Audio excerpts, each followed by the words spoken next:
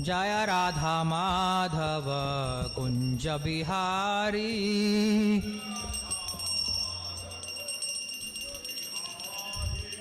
जय राधा माधव कुंज बिहारी।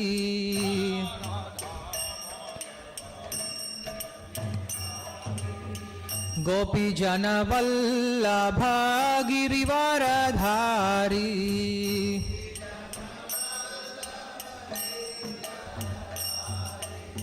गोपी जन वल्लभ गिरिवरधारी।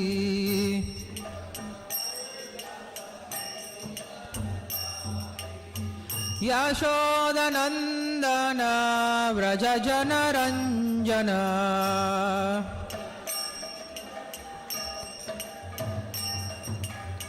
यशोदनंदन व्रज जन रंजन।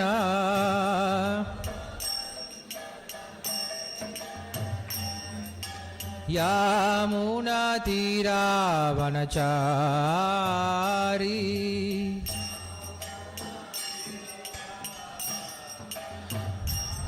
यमुना तीरा वनचारी।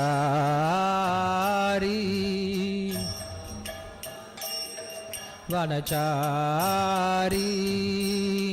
जय राधा माधव कुंज बिहारी।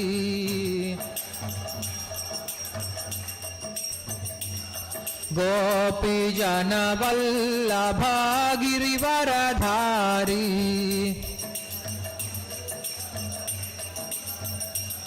यशोदानंदन व्रज जन रंजन।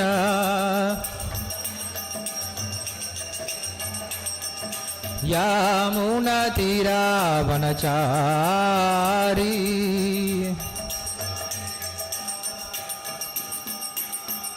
यमुना तीरा वनचारी।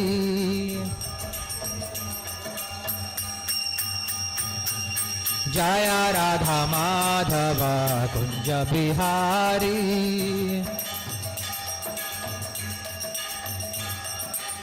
जय राधा माधव कुंज बिहारी।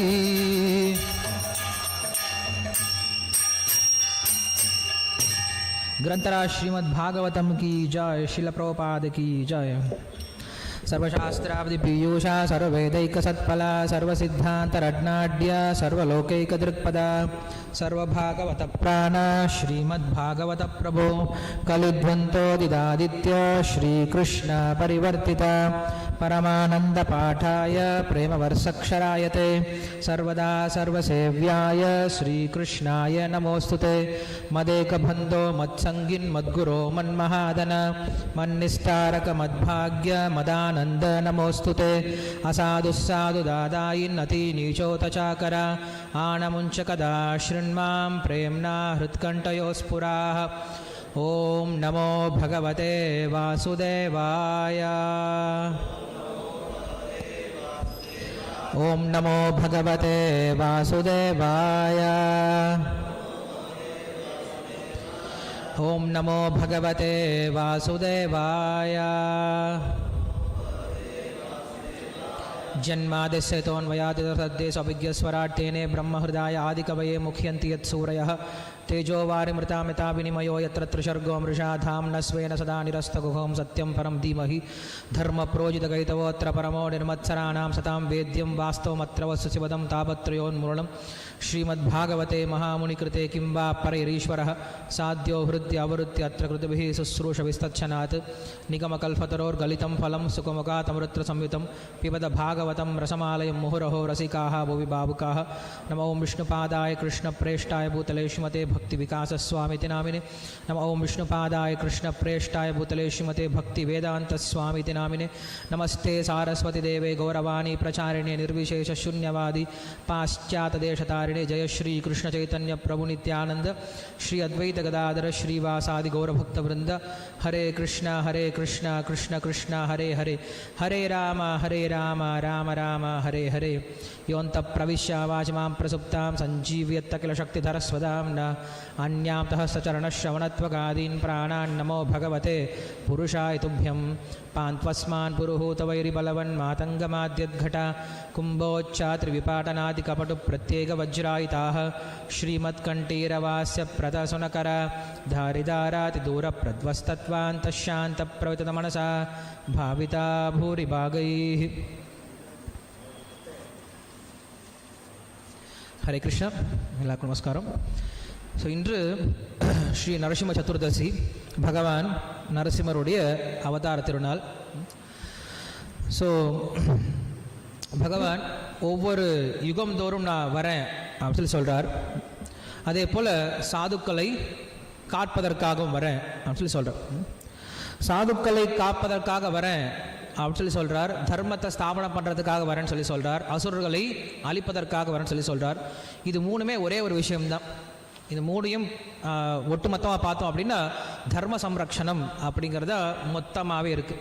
ஏன்னா சாதுக்களை நம்ம எப்போ பாதுகாக்க ஆரம்பிக்கிறோமோ, எப்போ அசுரர்கள் அழிக்க ஆரம்பிக்கிறோமோ, அப்போ என்ன ஆகிடும், தானாகவே தர்மம் அப்படிங்கிறது ரட்சிக்கப்படுது. அப்போ இந்த சாது தர்மம் அப்படின்ற இந்த தர்மத்தை பகவான் என்ன பண்ணுறார், இந்த உலகத்தில் ஸ்தாபனை பண்ண தான் வரார். சாது அப்படின்னா எப்படி இருக்கணும், ஒரு பக்தன்னா எப்படி இருக்கணும் அப்படின்ற இந்த தர்மத்தை கொடுக்க தான் என்ன பண்ணுறார் பகவான். இந்த பிரபஞ்சத்தில் பல்வேறு விதமான அவதாரங்கள் வரார். அதில் ரொம்ப முக்கியமான ஒரு அற்புதமான அவதாரம் அப்படின்னு சொல்லும்போது ஸ்ரீ நரசிம்ம அவதாரம். ஸோ இந்த நரசிம்ம அவதாரம் அப்படிங்கிறது சின்ன பையன், ஒரு 5 வயசு பையனுக்காக என்ன பண்ணுறாரு பகவான், இப்படி ஒரு அற்புதம் அப்படின்ற ஒரு அற்புதமான ஒரு அதிருஷ்யதாம் அப்படின்னு சொல்கிறார். இது வரைக்கும் கண்டிராத, இது வரைக்கும் கேட்டிராத, இது வரைக்கும் யாருமே பார்த்திராத ஒரு அவதாரத்தை எடுத்துக்கிட்டார். ஸோ ஆன்மீகத்தில் என்ன ஆயிடுச்சு அப்படின்னா, சின்ன பசங்களுடைய ஆதிக்கம் ரொம்ப அதிகம் ஆயிடுச்சு இல்லையா. துருவ மகாராஜர், பிரகலாத் மகாராஜர், சனத்குமாரர்கள், சுகதேவ கோஸ்வாமி, ஸோ இவங்கெல்லாம் பார்த்தோம் அப்படின்னா வயசில் ரொம்ப சின்னவங்க தான். ஆனால் இன்னைக்கு அவங்க தான் எப்படி இருக்காங்க, ஆன்மீகத்தில் உயர்ந்த ஸ்தானத்தில் இருக்காங்க. அவர்களுக்காக என்ன பண்ணுறார் பகவான், கீழறங்கி வரார்.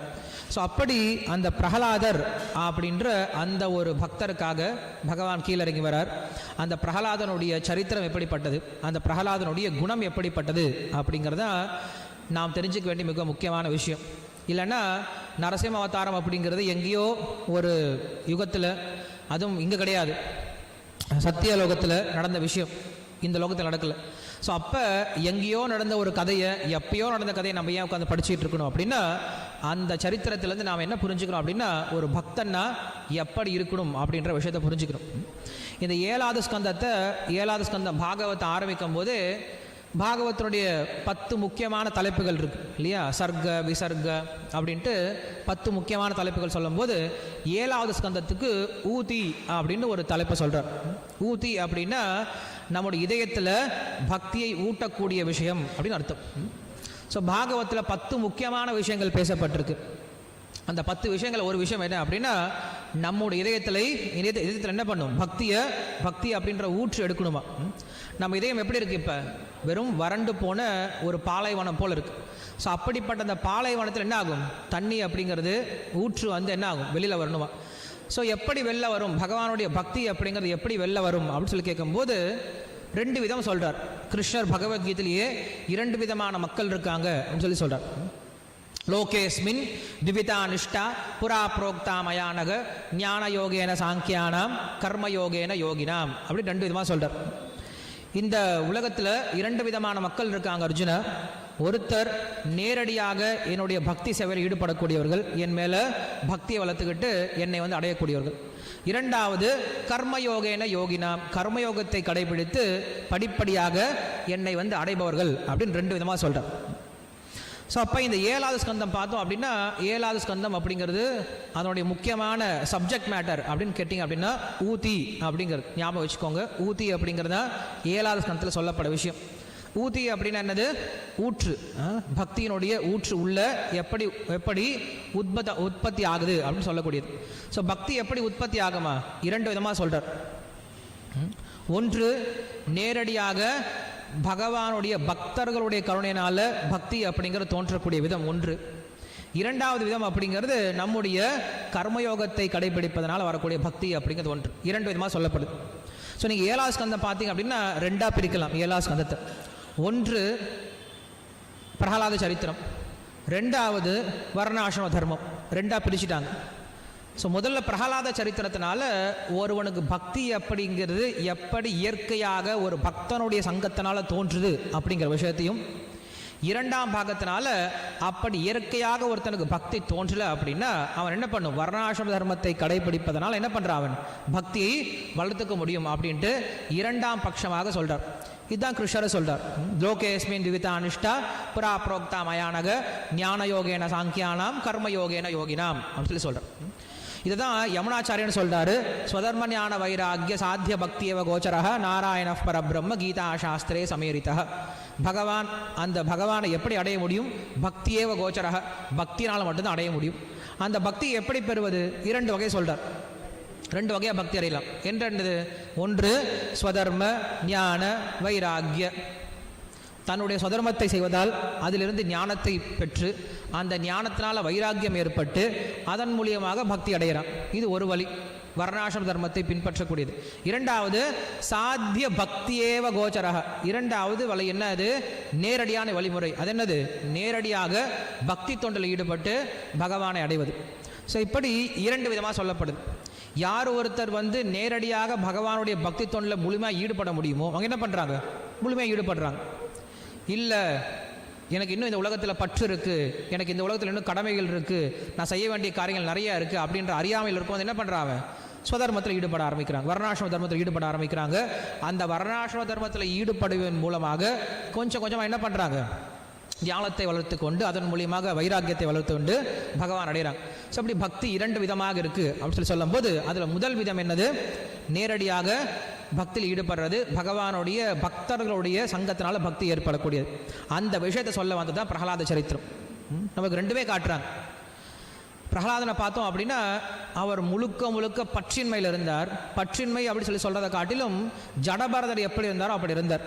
ஜடபரதர் அப்படின்னா பரத மகாராஜன், அவன் பெரிய ராஜாவாக இருந்தான். ராஜ்யத்தை விட்டுட்டு போய் காட்டில் போய் தபஸ்யம் பண்ண ஆரம்பித்தான். தபஸ்யத்தில் முழுமையான சமாதி அப்படின்ற நிலைமைக்கு போய் சேர்ந்தான். அப்படிப்பட்ட பரத மகாராஜன் கூட ஒரு சமயம் கீழே விழுந்து மானாக பிறந்து மறுபடியும் ஜடபரதனாக பிறந்து அதுக்கப்புறம் தான் என்ன பண்ணுறார், அவர் அப்படிப்பட்ட ஒரு உயர்ந்த ஸ்தானத்துக்கு சேர்றார்.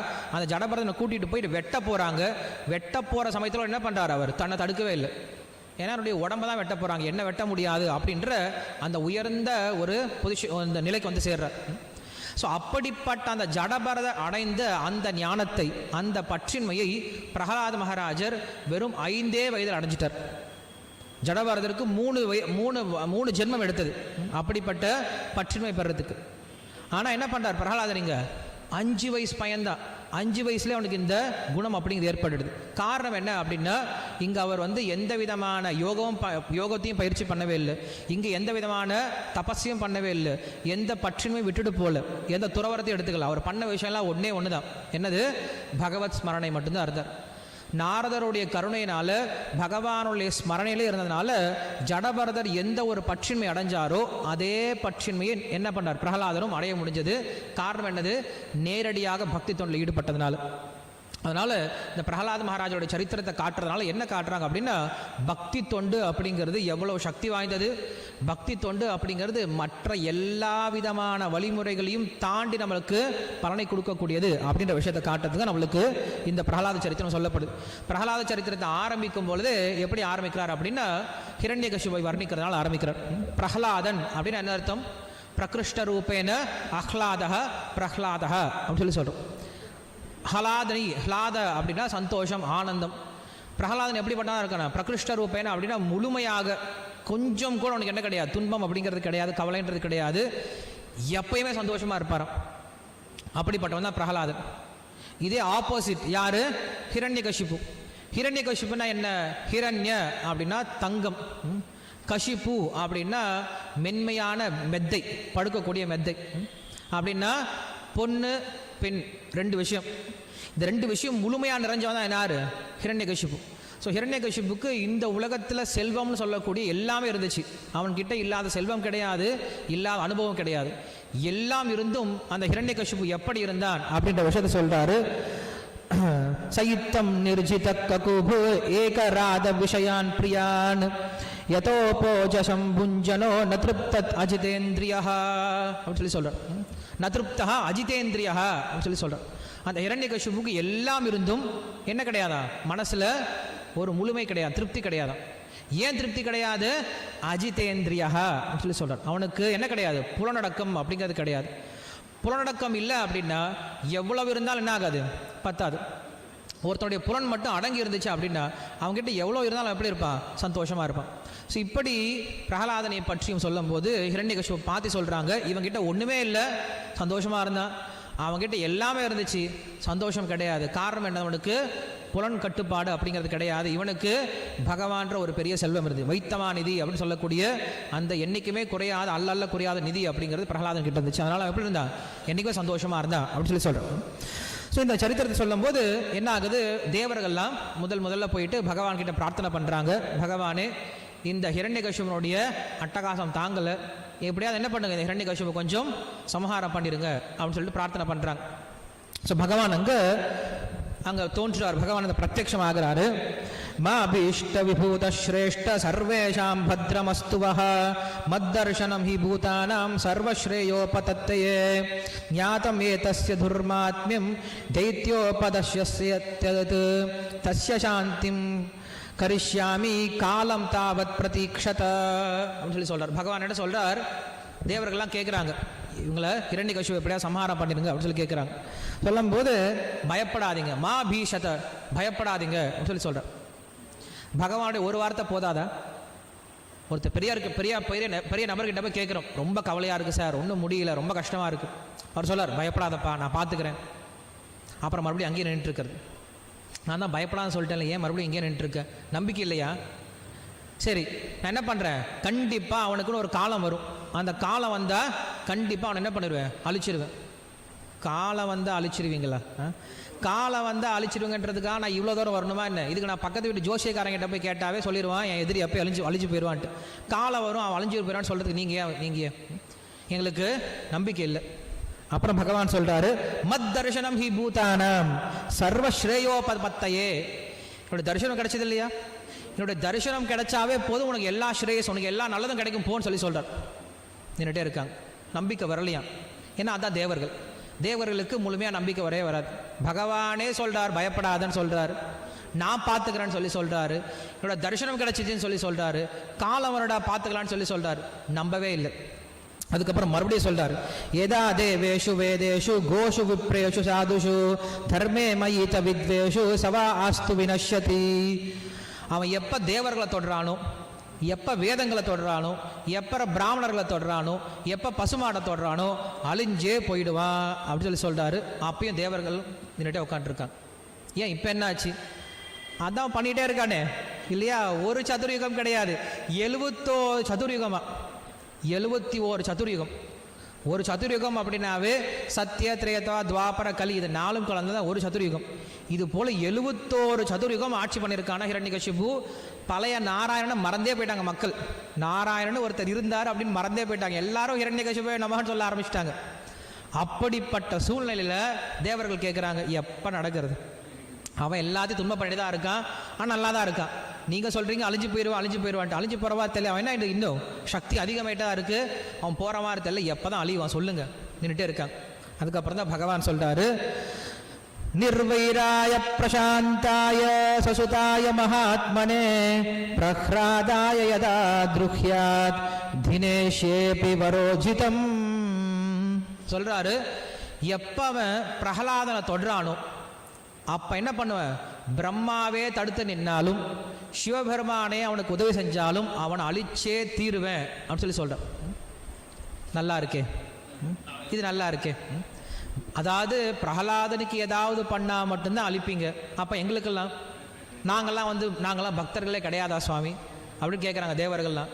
நீங்களும் பக்தர்கள் தான், ஆனால் வித்தியாசம் இருக்குது. உங்கள் பக்திக்கும் பிரகலாதனுடைய பக்திக்கு வித்தியாசம் இருக்குது.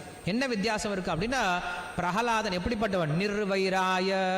பகவானே சொல்கிறார், பக்தனுடைய குணத்தை பகவான் முதல் முறையாக சொல்றார். பிரகலாதனை புகழ்ந்து பேசுகிறார். பிரகலாதன் எப்படிப்பட்டவனா? நிர்வைராய. அவனுக்கு யார் மேலேயும் எதிரி அப்படிங்கிறதே கிடையாது, விரோதம் அப்படிங்கிறதே கிடையாது. வைரம் அப்படின்னா விரோதம். எப்படிப்பட்டவனா இருக்கான்? கொஞ்சம் கூட எனிமிட்டி அப்படிங்கிறது கிடையாது. நிர்வாயிராய. ஏன்னா நீங்கள் என்ன பண்ணிட்டீங்க, இன்னைக்கு ஒரு சின்ன பிரச்சனை பண்ணி ஓடி வந்துட்டீங்க, அந்த ஹிரண்யகசிபுவை கொஞ்சம் முடிச்சு விட்டுருங்க அப்படின்னு சொல்லிட்டு. ஆனால் பிரகலாதன் என்ன பண்ணவே இல்லை, என்றைக்குமே எவ்வளவு துன்பம் கொடுத்தாலும் பகவான் கிட்ட என்றைக்கும் பகவானே எங்கள் அப்பா கொஞ்சம் பார்த்து ஏதாவது செஞ்சுருங்க அப்படின்னு சொல்லிட்டு ஒரு நாள் என்ன பண்ண கிடையாது. அவன் என்றைக்குமே என்கிட்ட கிடையாது, யாரையுமே என்ன பண்ணுறது கிடையாது, என்றைக்குமே பகையாக பார்த்தது கிடையாது. ஸோ நாமும் பிரகலாதனை போல இருக்கணும் அப்படின்னு நினச்சோம் அப்படின்னா பிரகலாதனுடைய குணத்தை வளர்த்துக்க முயற்சி பண்ணும். யாரையுமே தன்னுடைய எதிரியாக நினைக்கிறது கிடையாது, யார் மேலேயும் பொறாமை அப்படிங்கிறது கிடையாது, யார் மேலே துவேஷம் அப்படிங்கிறது கிடையாது. நம்ம கையை வச்சு நம்ம கண்ணை கொத்திக்க முடியாது இல்லையா, நம்ம கை நம்ம கண்ணு மேலே நம்மளுக்கு ஏதாவது துவேஷம் வருமா, வராது. ஏன்னா நம்முடையது அப்படின்ற எண்ணம் இருக்குது. காரணம் என்னது, எல்லாமே நம்ம உடம்புடைய ஒரு அங்கம் தான். ஸோ அது போல் நாம் எப்படி புரிஞ்சுக்கணும், எல்லாருமே ஜீவாத்மாக்கள், எல்லாரும் பகவானுடைய அம்சங்கள். அப்படி இருக்கும்போது ஒரு அம்சமானது இன்னொரு அம்சத்தை போய் என்ன பண்ணக்கூடாது, துன்பப்படுத்தக்கூடாது.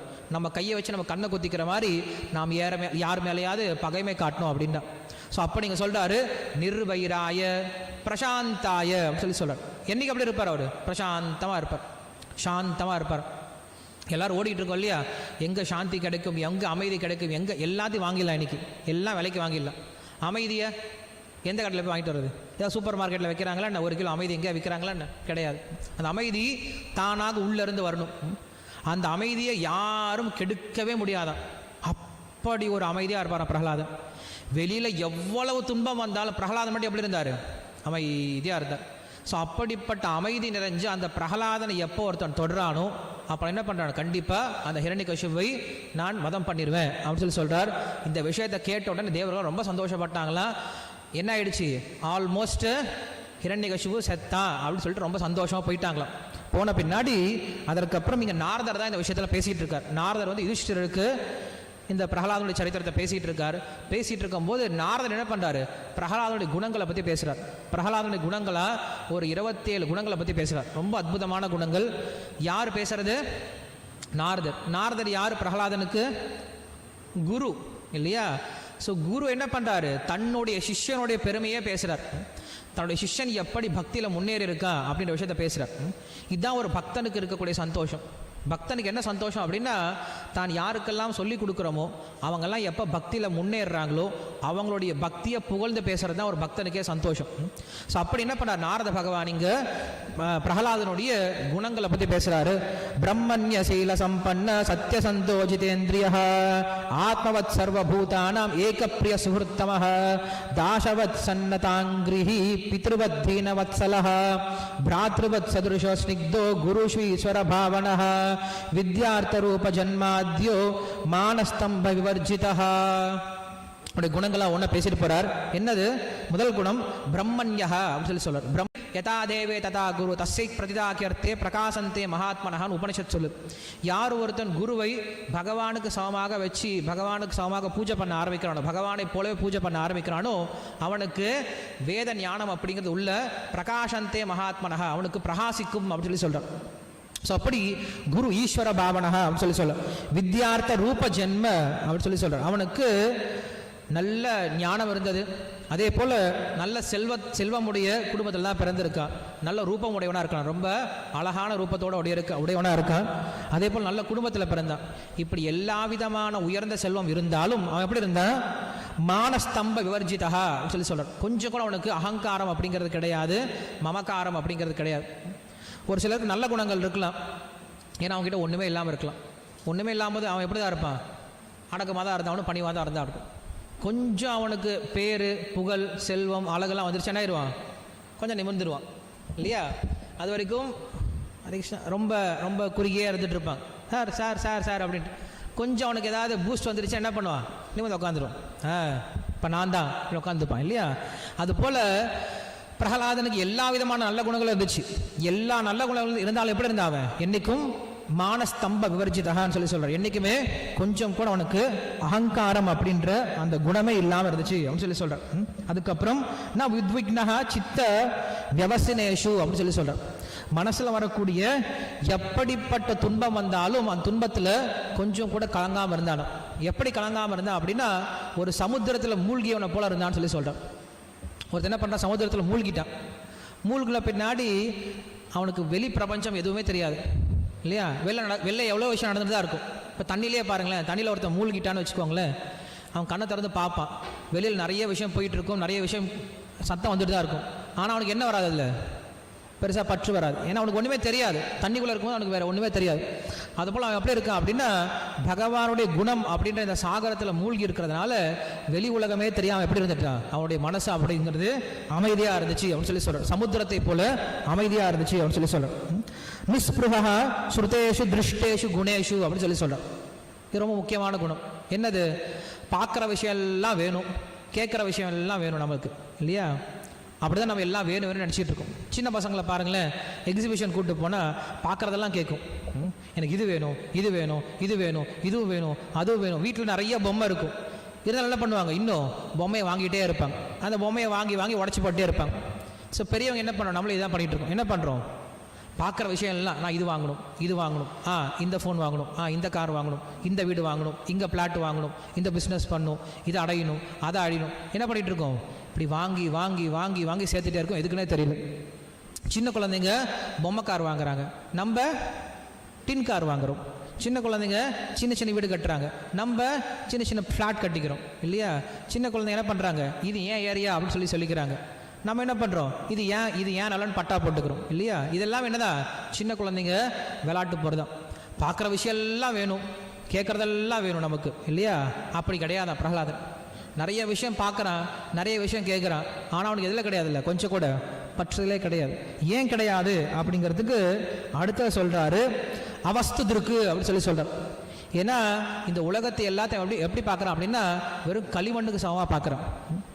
இந்த உலகம் அப்படிங்கிறது என்னது? இப்போ நம்மளுக்கு ஒரு மகாராஜன் 9ஆம் ஸ்கந்தத்தில் படிப்போம். அந்த மகாராஜன் எப்படி இருந்தான் அப்படின்னா, அவன் உலகத்துக்கே ராஜாவாக இருந்தான், அம்பரீஷ் மகாராஜன். அந்த அம்பரீஷ் மகாராஜன் வந்து புகழ்கிறாங்க, நீங்கள் தான் இந்த உலகத்துக்கே சக்கரவர்த்தி அப்படின்னு சொல்லி புகழ்கிறாங்க. புகழும் போது என்ன பண்ணுறான், கீழே இருந்து ஒரு கைப்பிடி மண் எடுக்கிறான். இந்த மண்ணுக்கும் இந்த உலகத்துக்கு என்னடா பெரிய வித்தியாசம், இந்த உலகத்தில் என்னதான் இருக்குது, எல்லாம் வெறும் மண்ணு தான் இருக்குது. ஸோ இந்த உலகமும் வெறும் லோஷ்டவத்து அப்படின்னு சொல்கிறார். வாசுதேவே பகவதி தத் பக்தேஷு சாதுஷு பிராப்தோ பாவம் பரம் விஸ்வம் ஏனேதம் லோஷ்டவத் ஸ்மிருதம். இதெல்லாம் எப்படிப்பட்டது, வெறும் களிமண் தான் சொல்கிறார். யார் ஒருத்தன் இந்த உலகத்தில் இருக்கக்கூடிய தத்துவத்தை புரிஞ்சுக்கலாம், அவன் என்ன பண்ணுறான், இந்த உலகத்தில் இது இருக்குது அது நினச்சிட்டு இருக்கான். தத்துவத்தை புரிஞ்சுக்கிட்டான் அப்படின்னா என்ன புரிஞ்சுப்பான், வெறும் களிமண் தான் புரிஞ்சுப்பான். இப்போ தங்க வியாபாரம் பண்ணுறவங்களே இருக்காங்க.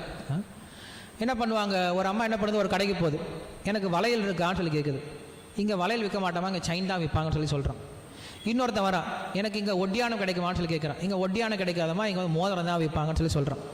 அவன் என்ன பண்ணுறான், அப்போ இங்கே விட்டு அங்கே போகிறான், அங்கேருந்து அங்கே போகிறான். இதே ஒரு திருடன் வரான், அவன் என்ன பண்ணுறான், செயின் மோதிரம்லாம் பார்க்க மாட்டான். அவன் என்ன பார்க்குறான், வெறும் தங்கத்தை தான் பார்க்குறான், எல்லா தூக்கிட்டு போயிடுறான். ஏன், அவனுக்கு பேதம் தெரியாது.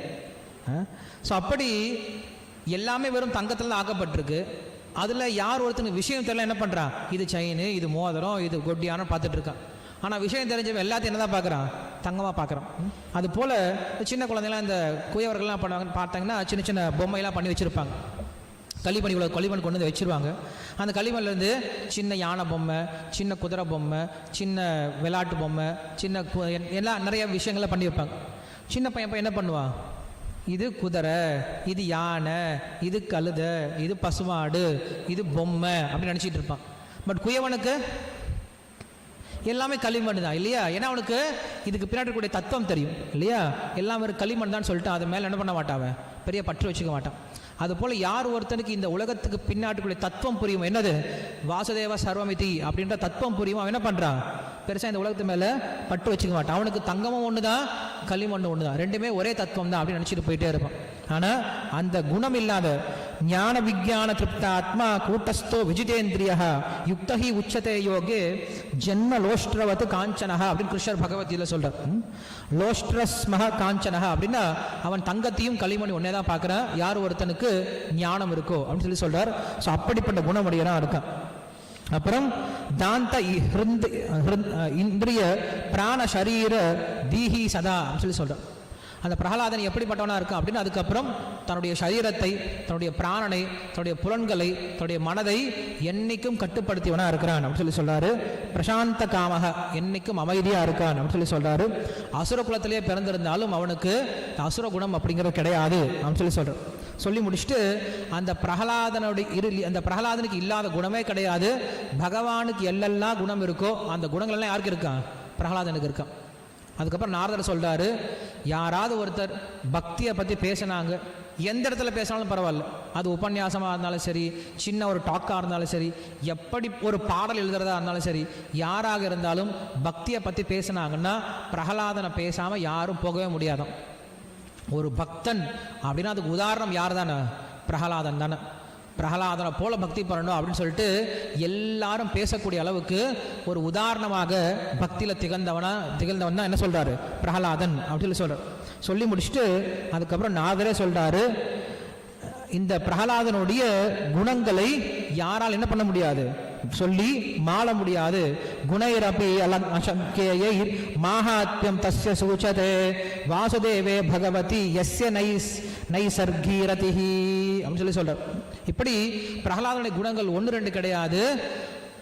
அசங்கேஹி அப்படின்னு சொல்றார். அசங்கேஹி அப்படின்னா எண்ணிலடங்காது அப்படின்னு சொல்றார். அப்படி எண்ணிலடங்காத பிரகலாதனுடைய குணத்தை என்ன பண்ற? சொல்ல முயற்சி பண்றேன் அப்படின்னு சொல்லி ஆரம்பிக்கிறார். யாரு? நாரதர் சொல்றார். நாரதராலேயே பிரகலாதனுடைய குணங்களை சொல்லி முடிக்க முடியாதான். சொல்லி முடிச்சுட்டு அவர் சொல்றார், ஒரு குணம் ரொம்ப முக்கியமான குணமா. நாரதருக்கு அந்த பிரகலாதனுக்கு எத்தனையோ குணங்கள் இருக்கலாம், அந்த குணங்கள்ல ஒரு குணம் ரொம்ப முக்கியமான குணம் அப்படின்னு சொல்லி சொல்றார். என்ன குணம் சொல்லி கேட்கும்போது இங்க சொல்றாரு, வாசுதேவே பகவதி யஸ்ய நைசர்கிகி ரதிஹி அப்படின்னு சொல்லி சொல்றார். நைசர்கிகி ரதிஹி அப்படின்னா இயற்கையாகவே அவனுக்கு என்ன இருக்கு? பகவான் மேல பற்றுதல் அப்படிங்கிறது இருக்கு. ஸோ பகவான் மேலே மற்றவங்களை போல ஏதோ பக்தி செஞ்சு ரொம்ப கஷ்டப்பட்டு அவர் என்ன பண்ணல? பற்று வளர்த்துக்கல. இயற்கையாகவே எப்படி கோபியர்கள்லாம் என்ன பண்ணாங்க? கிருஷ்ணர் மேலே இயற்கையாக பற்றுதல் வளர்த்துக்கிட்டாங்க. அதுபோல பிரகலாதனுக்கு பகவான் மேலே இயற்கையாகவே பற்றுதல் இருந்துச்சு. அதுதான் பிரகலாதனுடைய மிக உயர்ந்த குணம் அப்படின்னு சொல்றார். ஸோ அப்படிப்பட்ட குணத்தை பற்றி சொல்லும்போது அவர் சொல்றாரு, எப்படி துளசி இப்போ மற்ற பூக்கள் என்ன வரணும்? பூ வந்து செடி வந்து அதுக்கப்புறம் மொக்கு வந்து அதுக்கப்புறம் பூ வந்து அந்த பூலேருந்து வாசம் வரும். ஆனால் துளசி எப்படி இருக்கும்? துளசி சின்ன இலை விடும்போது எப்படி இருக்காது? நல்ல வாசமாக இருக்கும். சின்ன இலை வந்தாவே வாசம் வந்து ஆரம்பிச்சிடும். அதுபோல் பிரகலாதன் எப்படி இருந்தார் அப்படின்னா, பிறக்கும் போதே எப்படி இருந்தார்? அவர் பக்தனாக தான் பிறக்கிறார். பிறக்கும் போதே அவ்வளவு குணங்களோட பிறந்தார் அப்படின்னு சொல்லி சொல்றார். ஸோ அந்த பிரகலாதனுடைய குணம் எப்படிப்பட்டது அப்படின்னு சொல்லி சொல்றார். பிரகலாதன் எப்படி இருந்தான்? யாரெல்லாம் பிரகலாதனை போல இருக்கும்னு நினைக்கிறீங்களோ என்ன பண்ணும்? இந்த குணங்கள் நமக்கு வளர்த்துக்க முயற்சி பண்ணும். அந்த பிரகலாதன் எப்படி இருந்தான் அப்படின்னு சொல்லிட்டு நாரதர் சொல்ல ஆரம்பிக்கிறார். ரொம்ப அற்புதமான குணங்கள் சொல்றார். யஸ்தத்கிரீடீனகோ பாலோ ஜடவத்தன்ன மனச்சயஹ கிருஷ்ண கிரஹ கிரஹீதாத்மா நவேத ஜகதீத்ருஷம். அந்த பகவான் அந்த பிரகலாதன் எப்படி இருந்தா அப்படின்னு சொல்லி கேட்கும்போது நிறைய விளையாட்டு சாமானங்களை அவங்க அப்பா வாங்கி போட்டிருப்பாரு. பம்பரம், விளாட்றது, கோலி, அது இது எல்லாம் பண்ணியிருப்பார். நிறைய விளையாட்டு சாமான்லாம் வாங்கி போட்டிருப்பார். ஆனால் பிரகலாதனுக்கு என்ன கிடையாது? அந்த விளையாட்டு சாமானத்தில் கொஞ்சம் கூட இஷ்டம் கிடையாது. எல்லாத்துலேயும் பக்கத்தில் வச்சிருவான். எப்படி இருக்கானா? என்றைக்குமே பகவானுடைய ஸ்மரணையிலே இருக்கானா? ஒரு பேய் பிடிச்ச மாதிரி இருக்கானா சொல்கிறான். இங்கே சொல்கிறாரு, இங்கே சொல்லுவாங்க. என்ன சொல்லுவாங்கன்னா, பிரகலாதன் திடீர்னு வந்து சிரிப்பானா, திடீர்னு அழுவானா, திடீர்னு எந்திரிச்சு குதிப்பானா, திடீர்னு வந்து அழுக ஆரம்பிப்பானா, திடீர்னு ஹே கிருஷ்ணா அப்படின்னு சொல்லி கத்துவானா. அதுக்கெல்லாம் பார்க்குறாங்க, என்னது நல்லா தான் இருந்தா பையன், திடீர்னு அழுகுறான், திடீர்னு சிரிக்கிறான், திடீர்னு ஓடுறான், திடீர்னு உட்காடுறான், திடீர்னு அப்படியே நின்றுக்கிறான், திடீர்னு கீழே உருண்டு பெறல ஆரம்பிக்கலாம், திடீர்னு ஏதோ சத்தம் போட்டு கூப்பிட்றானே, ஏதாவது பைத்தியம் கீத்தம் பிடிச்சிருச்சா, இல்லை பேய் ஏதாவது பிடிச்சிருச்சா, அவனுக்கு பூதம் ஏதாவது பிடிச்சிருச்சா அவனு கேட்குறான். இருக்கலே பெரிய பூதம் யாரு? ஹிரண்யகசிபு தான் இல்லையா? ஹிரண்யகசிபு விட ஒரு பெரிய பூதம் இருக்குமா என்ன? அந்த பூதத்தோடைய வீட்டில் இன்னொரு பூதம் வந்துருச்சான். எந்த பூதம்? கிருஷ்ண கிரகீத, இங்க சொல்றாரு கிருஷ்ண கிரகீத ஆத்மா அப்படின்னு சொல்லி சொல்றாரு. கிருஷ்ண கிரகம் அப்படின்னு ஒரு கிரகம் பிடிச்சிருச்சான். நம்ம சொல்லல இல்லையா, அவனுக்கு என்னடா கிரகம் பிடிச்சிச்சுன்னு சொல்லி சொல்றோம் இல்லையா? அது போல என்ன ஆயிடுச்சான்? கிருஷ்ணன்ற ஒரு கிரகம் பிடிச்சிருச்சான் அவருக்கு.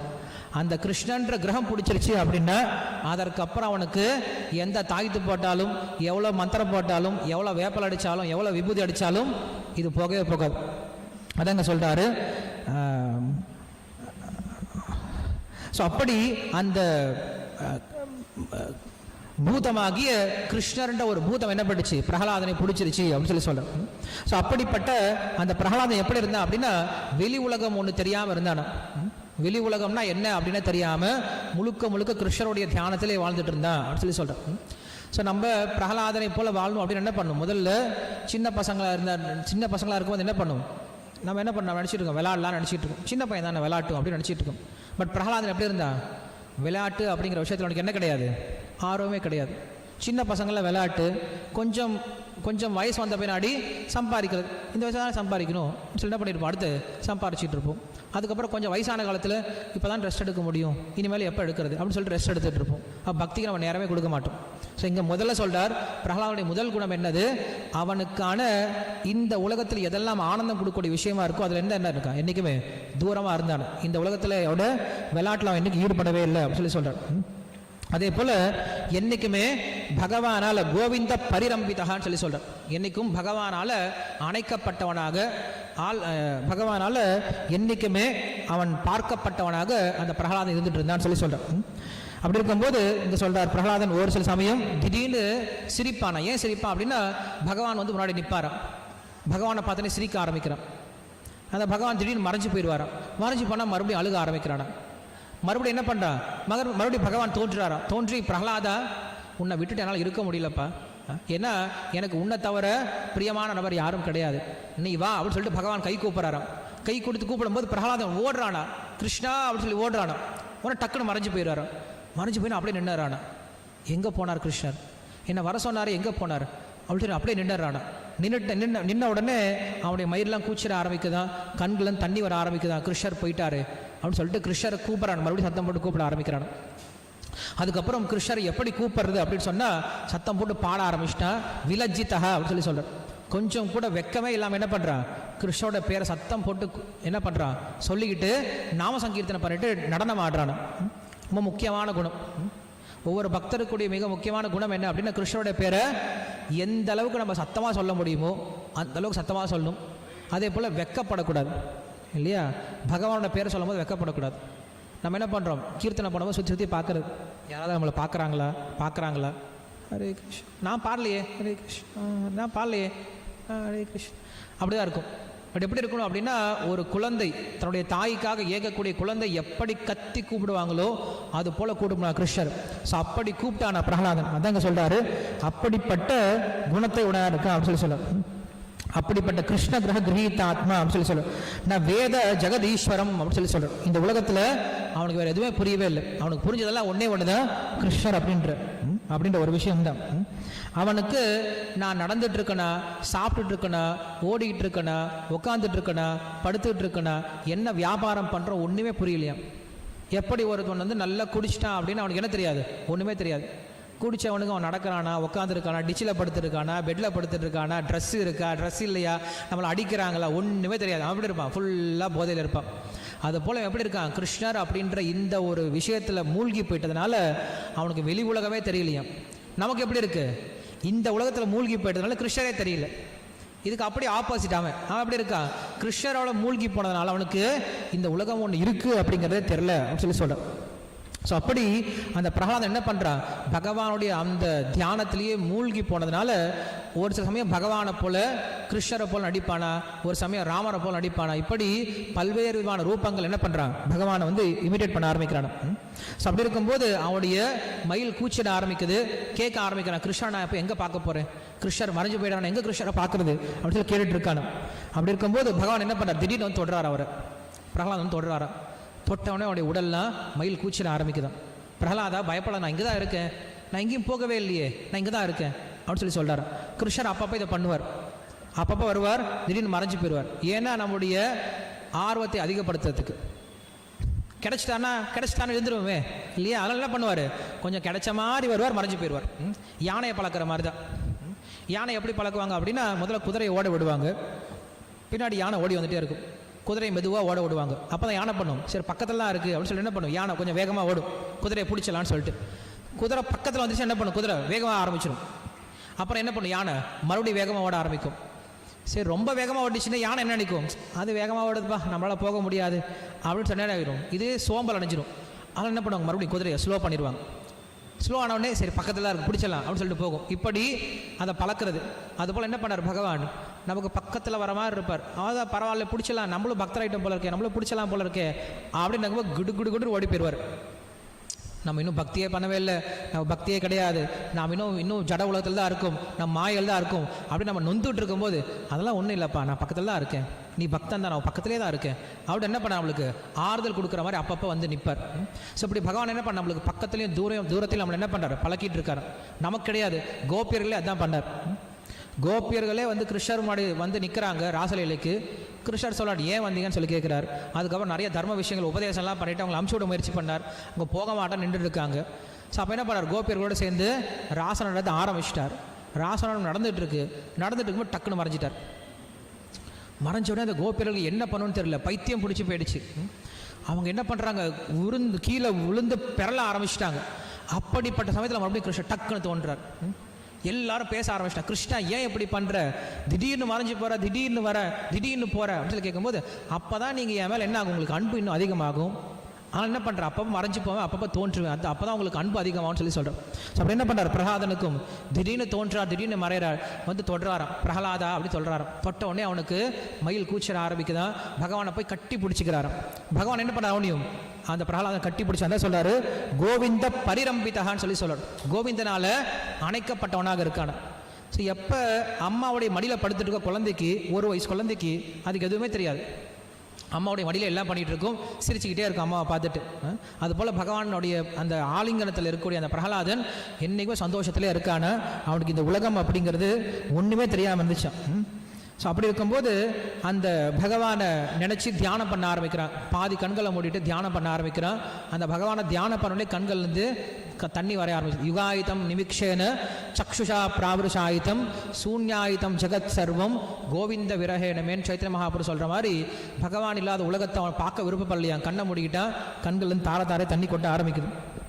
ஸோ அப்படி இருக்கக்கூடிய பிரகலாத மகாராஜனுடைய கடைசி ஒரு குணத்தை சொல்ல, ஒரு முக்கியமான குணம் என்ன அப்படின்னா, வெறும் பிரகலாதன் மட்டும் பக்தியில் கிடையாது, அவன் கிட்ட இருந்த எல்லாத்துக்கும் என்ன பண்ணிட்டார், அவர் பக்தி கொடுத்துட்டார். பிரகலாதன் வந்து அசுர குடும்பத்திலே பிறந்தாலும் அசுரர்களோடு சேர்ந்து வாழ்ந்தாலும் என்ன பண்ணுறாங்க, எல்லா அசுரர்களும் பக்தர்களாக மாறி போயிட்டாங்க. இதுதான் பக்தனுக்கே உண்டான மிக முக்கியமான குணம். பக்தனை எப்படி புரிஞ்சுக்கலாம் அப்படின்னா, அவன் செய்யக்கூடிய பக்தியிலேருந்து கிடையாது, அவன் எத்தனை பக்தர்களுக்கு பக்தியை கொடுக்க முடியும், எத்தனை ஒரு ஆத்மாவுக்கு பக்தியை கொடுக்க முடியுமோ அதுலேருந்து அவனுக்கு பக்தி தெரிய ஆரம்பிக்கும். ஒரு முறை பகவானுடைய நாமத்தை சொன்னாலும் பக்தன் தான், பகவானுடைய நாமத்தை தொடர்ந்து சொல்கிறவனும் பக்தன் தான், பகவானுடைய நாமத்தை மற்றவங்களை சொல்ல வைக்கிறான் இல்லையா, அவன் தான் உயர்ந்த பக்தன் இல்லையா. ஸோ அப்படிப்பட்ட உயர்ந்த பக்தனா பிரகலாதன் இருந்தார் அப்படின்னு சொல்லி சொல்கிறேன். ஸோ அப்படி எப்படி இருந்த முடிஞ்சுது பிரகலாதனால், அப்படி எப்படி இருக்க முடிஞ்சுது அப்படின்னா, அவனுக்கு இந்த உலகத்தோடு ஒரு சம்மந்தமும் கிடையாது. இந்த உலகத்தில் அவனுக்கு எந்த சம்மந்தமும் கிடையாது. இந்த உலகத்தில் அவனுக்கு லாபம் அப்படிங்கிறது ஒன்றும் கிடையாது. இந்த உலகத்தை அவன் என்ன பண்ணுறான், முழுமையாக ஒதுக்கி வச்சுட்டு வெறும் பகவானுடைய தியானத்தை இருந்தனால அவன் கூட யாரெல்லாம் தொடர்புக்கு வந்தாங்களோ எல்லாரும் என்ன பண்ணிட்டாங்க, பக்தராக மாற்ற முடிஞ்சுதான். ஸோ அப்படிப்பட்ட பிரகலாதனுடைய அப்பா எப்படி இருந்தார் அப்படின்னு அர்த்தம் சொல்கிறார், நாரதர் சொல்கிறார். அப்படிப்பட்ட பையன்பா, அப்படிப்பட்ட பையனை அவங்க அப்பா கொல்ல முயற்சி பண்ணார் அப்படின்னு சொல்கிறார். அப்போ யுதிஷ்டிர மகாராஜர் கேட்குறாரு, என்ன சுவாமி சொல்கிறீங்க, இந்த உலகத்தில் போக்கிரி பையனாக இருந்தாவே அவங்க அப்பா என்ன பண்ணுறது கிடையாது, அவனை விட்டு கொடுக்கறது கிடையாது இல்லையா. ஒன்று உதவாக்குற பையனையே அப்பா என்ன பண்ணுறாரு, அப்படி பாதுகாக்கிற, அவ்வளோ பாசம் காட்டுறார். அப்படி இருக்கும்போது இவ்வளவு நல்ல குணத்தோடு இருக்கார், இவனை கொல்வதற்கு எப்படி அவங்க அப்பாவுக்கு மனசு வந்துச்சு, எனக்கு அந்த கதையை சொல்லுங்க அப்படின்னு ஆரம்பிக்கிறார். அதுக்கப்புறம் தான் நம்மளுக்கு ஹிரண்யகசிபுடைய அட்டூழியங்கள்லாம் நம்மளுக்கு அதுக்கப்புறம் பேச ஆரம்பிக்கிறார். ஸோ நம்ம இதோடு இங்கே முடிச்சிடலாம். 9:15 ஆகிடுச்சு. இப்போ தர்ஷனார்த்தி இருக்கும், அதுக்கப்புறம் 4 மணி நேரம் இருக்கா, ஓகே சரி, கீர்த்தன் பண்ணலாம். ஸோ அந்த பிரகலாதனுடைய சரித்திரத்தை சொல்லும்போது, அந்த பிரகலாதனுக்கு உண்டான மிக முக்கியமான குணம் அப்படின்னு நம்ம என்ன கற்றுக்கணும் அப்படின்னா, ஒரு விஷயம் என்னது, நமக்கு யார் மேலே என்ன இருக்கக்கூடாது, வெறுப்பு அப்படிங்கிறது இருக்கவே கூடாது. எல்லாரும் என்ன பார்க்கணும் அப்படின்னா, பகவானுடைய அம்சமாக பார்க்க தெரியணும் அப்படின்னு சொல்லி சொல்கிறேன். இந்த ஒரு குணம் மட்டும் இருந்துச்சு அப்படின்னா, இந்த ஒரு குணம் உடனே வந்துடாது. கிருஷ்ணர் வந்து 6ஆம் அத்தியாயத்தை பேசும்போது யோகியை பற்றி சொல்கிறார், 3 விதமான யோகிகளை பற்றி சொல்கிறார். ஒரு யோகி என்ன பண்ணுறான் அப்படின்னா, என்ன எல்லாருக்குள்ளேயும் பார்க்குறான், அதே போல் எல்லாத்தையும் என்குள்ளே பார்க்குறான். சர்வத்திர மயி பஷ்யதி சர்வம் பஷ்யதி சர்வத்திர மயி பஷ்ய, அந்த ஸ்லோகம் வந்து எல்லாத்துக்குள்ளாரையும் என்ன பார்க்குறான், என்ன எல்லாத்துக்குள்ளாரையும் பார்க்குறான். இவன் முதல் வகையான யோகி. 2ஆம் வகையான யோகி என்ன அப்படின்னா, எல்லாருக்குள்ளாரையும் பரமாத்மா இருக்கிறதுனால எல்லாத்தையும் என்ன பண்ணுறான், அவன் சமமாக பார்க்குறான். இது ரெண்டாம் வகையான யோகி. மூன்றாவது யோகி என்ன பண்ணுறான் அப்படின்னா, வெறும் சமமாக மட்டும் பார்க்கறது கிடையாது, அவர்களுடைய இன்ப துன்பத்தை தன்னுடைய இன்ப துன்பமாக என்ன பண்ணுறான், பார்க்க ஆரம்பிக்கிறான். இவன் தான் உத்தமமான யோகி அப்படின்னு சொல்லிட்டு 6ஆம் அத்தியாயத்தில் சொல்கிறார். ஸோ இங்கே பிரகலாதனுடைய குணத்தை அதான் பார்க்குறோம் இல்லையா. என்ன சொல்கிறாரு, ஆத்மபத் சர்வபூதானாம் அப்படின்னு சொல்லி சொல்கிறார். தன்னை போலவே எல்லாரையும் பார்க்க தெரியணும் அப்படின்னு சொல்லி சொல்கிறார். ஸோ அப்படிப்பட்ட குணத்தை உடையவன் தான் பிரகலாத் மகாராஜன். இப்படிப்பட்ட பிரகலாத் மகாராஜனுக்கு எப்படி இப்படி பக்தி வந்துச்சு அப்படின்னு யோசிச்சு பார்த்தோம் அப்படின்னா, அவன் என்ன பக்தி பண்ணிட்டார், அவர் செஞ்ச விஷயம் ஒன்று தான். என்னது, ஒரு அதிர்ஷ்டம் இருந்துச்சு. என்ன அதிர்ஷ்டம் இருந்துச்சு, நாரதர் அப்படின்ற ஒரு பக்தருடைய சங்கம் இருந்துச்சு. அந்த நாரதருக்கு அவர் இன்னும் சேவை கூட பண்ணவே இல்லை, உட்காந்து கேட்டுக்கிட்டார். கேட்டு முடித்த பின்னாடி அதுக்கப்புறம் சொல்கிறார், எப்போ நரசிம்மர் வந்து அவதாரம் பண்ணுறாரோ, நரசிம்மர் வந்து வரம் கேட்குறார், உனக்கு என்ன வரம் வேணும்னு சொல்லிட்டு. அவர் கேட்ட வரம் ஒன்று தான். என்னது, நான் என்னுடைய குருவாகிய நாரதருக்கு சேவை பண்ணும். இதை தவிர ஒரு உயர்ந்த வரம் கிடையாது. ஏன்னா நீங்கள் தோன்றினதோ, இன்னைக்கு உலகத்துக்கு இவ்வளோ பெரிய மங்களம் உண்டானதோ, எனக்கு பக்தி வந்ததோ, அது காரணம் என்னது, ஒரே ஒருத்தர் தான், நாரதர் தான். அந்த நாரதர் அப்படின்ற ஒருத்தர் எனக்கு சொல்லிக் கொடுக்கல அப்படின்னா இவ்வளோ விஷயம் வந்திருக்காதுன்னு சொல்லி சொல்கிறேன். ஸோ அப்படிப்பட்ட நாரதருடைய ஒரு சத்சங்கம் அப்படின்ற விஷயம் என்ன பண்ணிடுச்சு, கம்ப்ளீட்டாக மாற்றிடுச்சு. ஸோ அப்போ நாம் என்ன பண்ண முயற்சி பண்ணோம் அப்படின்னா, அப்படிப்பட்ட உத்தமமான ஒரு பக்தரை தேர்ந்தெடுத்து அவரை நம்ம எப்படியா திருப்தி பண்ணிட்டோம் அப்படின்னா அது போது நம்ம பக்தியில் முன்னேறுவதற்கு ரொம்ப எளிமையான வழி. அப்படி இல்லைன்னா என்ன பண்ண போகிறோம், நம்ம சுதர்ம ஞான வைராக்கிய சாத்திய பக்தியவ கோச்சரகான்னு சொல்லிட்டு படிப்படியான வழியில் நம்ம போயிட்டே இருக்க வேண்டியதான். நம்மளுடைய தர்மத்தை பண்ணணும், பற்றெல்லாம் பண்ணணும், ஞானத்தோடு பண்ணணும், வைராக்கியத்தை வளர்த்துட்டு கொஞ்சம் கொஞ்சமாக பக்தி வளர்த்துட்டு போகணும். இது இரண்டாம் வழிமுறை, ரொம்ப டிஸ்டன்ஸாக போகக்கூடிய வழிமுறை, ரொம்ப எளிமையானது. அப்படிப்பட்ட உயர்ந்த பக்தரை நம்ம என்ன பண்ணணும், முதல்ல தேர்ந்தெடுக்கணும். நமக்கு இருக்கார் இல்லையா, ஸ்ரீல பிரபுபாதர் இருக்கார், நம்ம எங்கேயும் தேடிட்டு போக தேவையில்லை. அந்த உயர்ந்த பக்தர் தான் யார் இருப்பார் நம்மளுக்கு, ஸ்ரீல பிரபுபாதர். அவர் ஒருத்தரால் இன்றைக்கி எண்ணிட்டு இருக்கு, உலகமே மாறிட்டு இருக்கு. நாம் இன்றைக்கி நரசிம்ம சதுர்தசி அப்படின்னு கொண்டாடுறோம் அப்படின்னா யார் தான் காரணம், பிரபுபாதர் தான். அவர் எல்லாம் நமக்கு தெரியுமா என்ன, நரசிம்ம சதுர்தசி ஒன்று இருக்குது, நரசிம்மர் தோன்றினார், ஏதாவது தெரியுமா, ஒன்றும் தெரிய போகிறது கிடையாது. நரசிம்மரை பற்றி நம்மளுக்கு எதுவும் தெரியாது, பிரகலாதனை பற்றி ஒன்றும் தெரியாது. அப்படியே தெரிஞ்சிருந்தாலும் ஏதோ தூண்லேருந்து வந்தார், பக்த பிரகலாதனுக்காக வந்தார், அவர் கொன்னார் போனார், அவ்வளோதோ தெரிஞ்சு போயிடும், அவ்வளோ இன்னும் போயிடும். நமக்கு இதை பற்றி சினிமா பார்த்து ஏதோ பக்த பிரகலாதன் சினிமா பார்த்துட்டு முடிச்சிருப்போம். இன்றைக்கி வெளியில் மக்களை பார்த்தா யோசிச்சு பார்த்தா தெரியும், எத்தனை பேருக்கு நீ நரசிம்ம சதுர்தசி இருக்குன்னே தெரியும், தெரியாது, யாருக்குமே தெரியாது. ஸோ அப்போ இதுக்கெல்லாம் காரணம் யார், இன்றைக்கி உலகம் முழுக்க நரசிம்மரை கொண்டாடுறாங்கன்னா அது காரணம் வந்து நம்மளுக்கு ஸ்ரீல பிரபுபாதர் தான். ஸோ அவருடைய சேவையில் நம்ம எப்படியாவது ஈடுபட ஆரம்பிச்சிட்டோம் அப்படின்னா, அவரை திருப்திப்படுத்த ஆரம்பிச்சிட்டோம் அப்படின்னா அது ஒன்றே போதுமான விஷயம். ஸோ பிரகலாதன் செஞ்ச விஷயம் ஒன்று தான். அவன் எவ்வளோ பக்தனாக இருந்தாலும் அவன் என்ன பண்ணான், நிறைய சொல்லி கொடுத்தான். தன்னுடைய சக நண்பர்கள் என்ன பண்ணா, சொல்லிக் கொடுக்க ஆரம்பிச்சிட்டான். ஸோ அதுதான் அவன் பண்ண மிக முக்கியமான விஷயம். இதான் நம்ம ஆச்சாரியர்கள் ரொம்ப முக்கியமாக எடுத்துக்கிட்டாங்க. அவங்க பக்தி மட்டும் பண்ணல, என்ன பண்ணாங்க, எல்லாத்துக்கும் சொல்லிக் கொடுக்க முயற்சி பண்ணாங்க. இதுதான் பக்தியோட உயர்தன்மை அப்படின்னு சொல்லி சொல்கிறோம். ஸோ நமக்கு பக்தியை தெரிஞ்சுக்கிறது அப்படிங்கிறது முக்கியம். தெரிஞ்ச பக்தி என்ன பண்ணும், மற்றவங்களுக்கு கொண்டு போய் சேர்க்கிறது அப்படிங்கிறது முக்கியம். ஸோ அதுபோல் நாம் என்ன பண்ண முயற்சி பண்ணோம் அப்படின்னா, இன்றைக்கி இந்த நரசிம்ம சதுர்தசி அன்னைக்கு நாம் முக்கியமாக யார்கிட்ட பிரார்த்தனை பண்ணும், பிரகலாதன்கிட்ட பிரார்த்தனை பண்ணும். நேரடியாக நரசிம்மர்கிட்ட போக முடியுமா நம்மளால், ஏன்னா நம்மளாம் எப்படிப்பட்டதாக இல்லை, சின்ன சின்ன ஹிரண்யகசிபுவாக தான் இருக்கும் இல்லையா. நரசிம்மர் முன்னாடி போய் என்ன அழ பண்ணுவார், ஃபஸ்ட்டு பார்ப்பார், டே நீ எப்படி முன்னாடி ஸ்கேன் பண்ணிடுவார். நரசிம்மர் ஸ்கேன் பண்ணாராம் யாரை, ஹிரண்யகசிபுவே.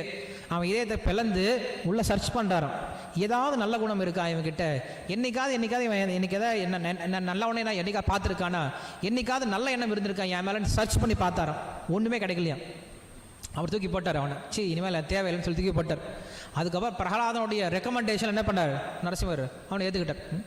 ஸோ அப்படி இருக்கும்போது பகவான் மட்டும் நேராக போய் என்ன பண்ணுவார், ஃபஸ்ட்டு சர்ச் பண்ணுவார், மேலேருந்து கீழே ஸ்கேன் பண்ணுவார், தெரிஞ்சு போயிடும் அவருக்கு இல்லையா. நம்மக்கிட்ட என்ன இருக்குது, ஒரு நல்ல குணம் கூட கிடையாது, கெட்ட குணம் அசங்கேய, எண்ணிலடங்காத கெட்ட குணம் இருக்குது நம்மக்கிட்ட இல்லையா. பகவான்கிட்ட போகிறதுக்கே வாய்ப்பு கிடையாது. ஹிரண்யகசிபுக்கும் நமக்கு பெரிய வித்தியாசம் கிடையாது. ஆனால் அந்த ஹிரண்யகசிபுக்கும் மோட்சம் கிடைச்சது எப்படி கிடைச்சது, பிரகலாதன் அப்படின்ற ஒரு பக்தனுடைய சங்கத்தினால மட்டும்தான். ஸோ அப்போ நாம் என்ன பண்ண முயற்சி பண்ணும், இந்த பக்தனுடைய சங்கத்தில் இருக்கிறது மட்டும்தான் நமக்கு இருக்கக்கூடிய ஒரே ஒரு தகுதி, வேறு தகுதியே கிடையாது. யோகியத்தை விசாரே கிச்சு நஹி பாய் தொமார கருணசார குருதேவ் கிருபா பிந்துதியா அப்படின்னு சொல்லி சொல்கிறார் பக்திவினோத் டாக்கூர். அப்போ நமக்கு ஏதாவது தகுதி இருக்குது, நம்ம பக்தி செய்கிறோம் அப்படின்னா யாருடைய கருணையினால? நம்முடைய குருனுடைய கருணையினால் மட்டும்தான், அவருக்கு மட்டும்தான் தகுதி இருக்குது, நமக்கு ஒரு தகுதியும் கிடையாது அப்படின்னு புரிஞ்சுக்கிறோம். ஸோ அப்போ நம்ம என்ன பண்ணணும், பக்தர்களை அண்டி பக்தர்களுக்கு சேவை செய்து நாம் பகவான் அடைய முயற்சி பண்ணும். ஸோ இன்றைக்கி நம்ம முக்கியமாக யார்கிட்ட பிரார்த்தனை பண்ணும், பிரகலாதர்கிட்ட பிரார்த்தனை பண்ணும். அவரை போல் நம்ம என்ன பண்ணும், அந்த குணங்களை வளர்த்து கொள்ள முயற்சி பண்ணும். நமக்கு எது பகவான் மேலே ஈர்ப்பு கொடுக்குது? ஒரு பக்தனுக்கு பகவான் மேலே எது ஈர்ப்பு கொடுக்குது? வேதாந்த சூத்திரத்தில் ஆரம்பிக்கிறாங்க, ஆதாதோ பிரம்ம ஜிக்யாசா அப்படின்னு ஆரம்பிக்கிறாங்க. ஒரு மனிதனாக பிறந்து என்ன பண்ணும், பகவானை பற்றி தெரிஞ்சுக்கணும் அப்படின்னு சொல்கிறாங்க.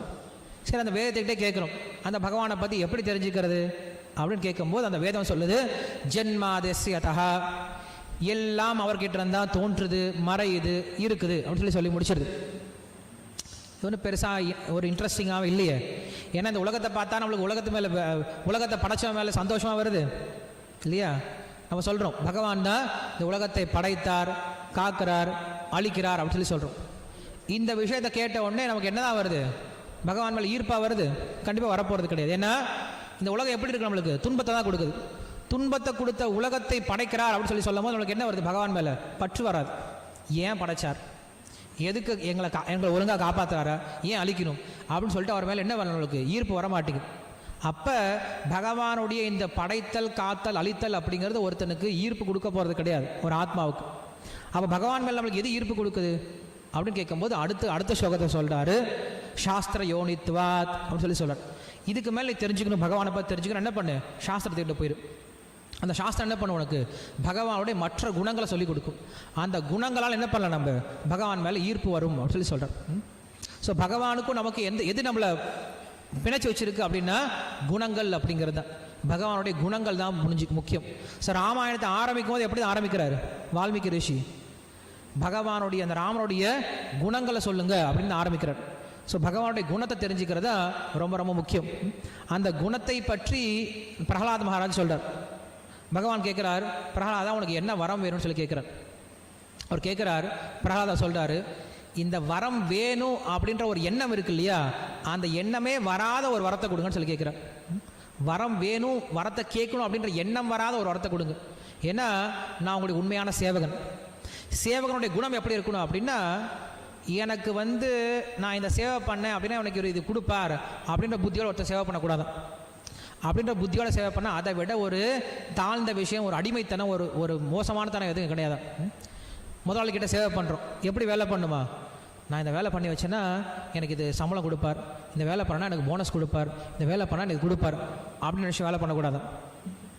முதலாளி எப்படி இருக்கணும் அப்படின்னு சொல்கிறேன். முதலாளி எப்படி இருக்கணும் அப்படின்னா, நான் உனக்கு அப்பப்போ ஏதாவது சின்ன சின்னதாக கொடுத்தா என்ன பண்ணுவான், எனக்கு வேலை பண்ணுவான், எல்லாம் விட்டு ஓடி போயிடுவான் அப்படின்னு நினச்சி என்ன பண்ணக்கூடாது, அவனுக்கு கொடுத்து பழக்கூடாதான். எப்படி இருக்கணும் முதலாளி, எப்படி இருக்கணும் அப்படின்னா, அவர் அப்படிப்பட்ட உத்தமமான குணத்தோடு இருக்கணுமா, பற்றின்மையோடு இருக்கணுமா. சேவகன் எப்படி இருக்கணும் அப்படின்னா, அந்த முதலாளியுடைய குணத்தை பார்த்து இப்படிப்பட்ட குணத்தோடு இருக்காரு, நான் அவருக்கு சேவை பண்ணும், இப்படிப்பட்ட நல்ல குணத்தோடு இருக்காரு, நான் அவருக்கு சேவை பண்ணும் அப்படின்ட்டு அந்த குணத்தை பார்த்து என்ன ஆகணும், அவன் உண்மையான சேவகனாக மாறணுமா. ஸோ அதான் இங்கே சொல்கிறாரு, பிரகலாதன் சொல்கிறாரு, ஒரு பக்தனுக்கு பகவான் மேலே எப்படி பற்று வருது அப்படின்னா, அந்த பகவானுடைய குணத்தை பொறுத்து தான் வருது பற்று அப்படிங்கிறது. அதே போல் பகவானுக்கு நம்ம மேலே எப்போ பற்று வருது, நம்முடைய குணம் இல்லையா. பகவான் அதானே சொன்னார், நமக்கு பகவான் மேலே பற்று வருது அவருடைய குணத்தை பார்த்து. பகவானுக்கு நம்ம மேலே எப்போ பற்று வரும், நமக்கு எப்போ நல்ல குணம் இருக்கும். கல்யாணம் பண்ணுற மாதிரி தான், மாப்பிள்ளை வராரு, பொண்ணு பார்க்க வரார், இந்த பொண்ணு எனக்கு பிடிச்சிருக்கு, இந்த பொண்ணை நான் கல்யாணம் பண்ணிக்கிறேன் அப்படின்னு எப்போ சொல்லுவார், அந்த பொண்ணுக்கு அப்படிப்பட்ட குணம் இருக்கணும். அப்படிப்பட்ட குணம் இருந்தால் என்ன ஆகும், மாப்பிள்ளை தானாக என்ன பண்ணுவார், அள்ளிட்டு போயிடுவார். நம்ம போய் ஒருத்தர் எதிர்ப்பு கேட்க தேவையில்லை, எனக்கு கல்யாணம் பண்ணிக்கிறீங்களா, இல்லை கல்யாணம் பண்ணிக்கலாம் யார்ட்டு கேட்க தேவையில்லை. நம்ம அந்தளவு குணத்தோடு இருந்தோம்னா நம்மளை என்ன பண்ணுவார், மாப்பிள்ளை தானாக தூக்கிட்டு போயிடுவார். அதுபோல் ஒரு பக்தன் செய்ய வேண்டியது என்ன அப்படின்னா, பகவானை தேடி ஓட தேவையில்லையா. அந்த பக்தனுக்கான குணத்தை வளர்த்துக்கிட்டான் அப்படின்னா பகவான் என்ன பண்ணுறாரு, அவர் நம்மளை கூட்டிகிட்டு போயிடுவார். அதான் சரணாகதி லட்சணத்தில் சொல்கிறார், கோத்ருப்த வரணம் ததான்னு சொல்லி சொல்கிறார். கோத்ருப்த வரணம்னா தெரியும் இல்லையா, வரணம்னா பெண்ணு இல்லையா, வரன் சொல்லி சொல்கிறோம் இல்லையா, வரணம். ஸோ வரணம் அப்படின்னா வரிக்கிறார். பகவான் நம்மளை கல்யாணம் பண்ணிட்டு போகிறார். எப்போ கல்யாணம் பண்ணிட்டு போகிறார்? நமக்கு அப்படிப்பட்ட நல்ல குணங்கள் இருக்கும்போது என்ன பண்ணுறாரு? பகவான் வந்து நம்மளை கூட்டிகிட்டு போயிடுறாரு. ஸோ அப்போ ஒரு பக்தனுக்கு உண்டான குணம் என்ன அப்படிங்கிறத தெரிஞ்சுக்கிட்டு ஒரு பக்தன் அந்த குணங்களை வளர்த்துக்கிட்டு ஆரம்பிச்சிட்டான் அப்படின்னா பகவான் நமக்காக வருவார். ஸோ நரசிம்மர் வந்து அங்கே தான் தோன்றினார் அப்படிங்கிறது கிடையாது. நரசிம்மர் இப்பயும் தோன்றுவார். பக்த பிரகலாதனை போல பக்தி இருந்துச்சு அப்படின்னு சொல்லி சொல்கிறார். ஸோ அப்படிப்பட்ட பிரகலாதனுடைய சரித்திரத்தை படிக்கிறதுனால நாமும் இப்படிப்பட்ட குணங்களை வளர்த்து கொள்ள முயற்சி பண்ணும். ஸ்ரீ நரசிம்ம சதுர்தசி மகோத்சவ் கி ஜாய், ஸ்ரீ நரசிம்மதேவ பகவான் கி ஜாய், ஸ்ரீ பிரஹலாத் மகாராஜ் கி ஜாய், ஸ்ரீல பிரபுபாத் கி ஜாய். ஹரே கிருஷ்ணன். ஸோ பேசின விஷயத்தில் உங்களுக்கு யாருக்காவது சந்தேகங்களோ வந்து பேச சொல்லலாம். ஸோ பிரகலாதன் எந்த பக்தினால உயர்ந்த வந்தா? இப்போ வந்து ஸ்ரவணம், கீர்த்தனம், விஷ்ணு ஸ்மரணம் சொல்லி சொல்லணும் இல்லையா? 9 விதமான பக்தி இருக்கு இல்லையா? இந்த 9 விதமான பக்தியில் பிரகலாதன் எந்த பக்திக்குள்ள வராரு? ஸ்மரணம் இல்லையா? பகவானுடைய ஸ்மரணத்திலே இருந்தார். இன்னும் சொல்ல போனோம் அப்படின்னா இந்த டெஃபினேஷன் சொல்கிறோம் இல்லையா? ஸ்ரவணம், கீர்த்தனம், விஷ்ணு ஸ்மரணம், பாத சேவனம், அர்ச்சனம், வந்தனம், தாசியம், சக்கியம், ஆத்ம நிவேதனம். யாராவது நம்மக்கிட்ட கேட்டாங்கன்னா பக்தின்னா என்ன அப்படின்னு யாராவது கேட்டாங்கன்னா நம்ம என்ன பண்ணலாம்? நேரடியாக சொல்லிடலாம். ஸ்ரவணம், கீர்த்தனம், விஷ்ணு ஸ்மரணம், பாத சேவனம், அர்ச்சனம், வந்தனம், தாசியம், சக்கியம், ஆத்ம. கொஞ்சம் கூட யோசிக்காதீங்க. யோசிச்சுட்டு இருந்தால் அப்புறம் வெளியில் இருக்கவங்க தப்பாக புரிஞ்சுப்பாங்க. ஸோ யாராவது உங்ககிட்ட வந்து பக்தின்னா என்னன்னு கேட்டாங்கன்னா இந்த 9 தான் பக்தி. இதை தவிர பக்தி கிடையாது. வேறு எதுவுமே பக்தி கிடையாது. பகவானை பற்றி கேட்கறது, பகவானுடைய நாமத்தை சொல்கிறது, பகவானை தியானம் பண்ணுறது, பகவானுக்கு நமஸ்காரம் பண்ணுறது, பகவானுக்கு சேவை பண்ணுறது, பகவானுக்கு ஆத்ம சமர்ப்பணம் பண்ணுறது, பகவான் நண்பனோடு இருக்கிறது, பகவானுக்கு தாசியமாக இருக்கிறது, பகவானுக்கு சர்வ பரித்தியாகம் பண்ணுறது. இப்படிப்பட்ட இந்த 9 தான் பக்தி. இதுக்கு தேவை, இதுக்கு மேலே பக்தியே கிடையாது. இந்த டெஃபினேஷன் கொடுத்தது யார் தான்? பிரகலாதன் தான். சின்ன பையன்தான், 5 வயசு பையன்தான். என்ன பண்ணார்? அவ்வளோ புத்தியாக பேசுகிறார். நரசிம்மருக்கே பிரகலாதனை பார்க்க அவ்வளோ ஆசையாக வருதான். இப்படி நல்லா பேசுகிறானே. பொதுவாக சின்ன பசங்க பேசினாவே நல்லா இருக்கும் இல்லையா? அந்த மழலை குழல அந்த செல்வத்தில் அந்த ஒரு சின்ன மொழியோடு பேசும்போது ரொம்ப சந்தோஷமாக இருக்கும். இன்னும் நல்லா பேசுனா இன்னும் சந்தோஷமாக இருக்கும். இன்னும் இப்படி அறிவு பருவாக பேசுனா பகவானுக்கு ரொம்ப ஆசையாக இருக்கான். கூப்பிட்டு என்ன பண்ணார்? மடியில் உட்கார வச்சுக்கிட்டார். மடியில் உட்கார வச்சு அவன் தலையை உச்சி முகந்து அவனுக்கு முத்தம் கொடுத்து அவங்ககிட்ட ஆசீர்வாதம் கொடுக்குறார். பகவான் தன்னுடைய கை என்ன பண்ணார்? தலை மேலே வச்சு ஆசீர்வாதம் பண்ணார். ஸோ அப்படி அந்த பிரகலாதனுடைய ஒருத்தர் இருந்தனால இன்னைக்கு பக்தினா என்னன்னு தெரிய ஆரம்பிக்குது. பிரகலாதன் மட்டும் இல்லை அப்படின்னா நம்ம பக்தினா என்னன்ட்டு ஒரு டெஃபினேஷன் கூட நம்மளால் என்ன பண்ண முடியாது, கொடுக்க முடியாது. ஸோ அப்படிப்பட்ட பிரகலாதரை இன்னைக்கு நம்ம என்ன பண்ணோம்? தியானம் பண்ண வேண்டிய மிக முக்கியமான நாள். ஓகே, நான் இதோடு முடிச்சுக்கிறேன். இப்போ நம்ம கொஞ்சம் நேரம் கீர்த்தன் பண்ணலாம் தர்ஷனார்த்தி வர வரைக்கும்.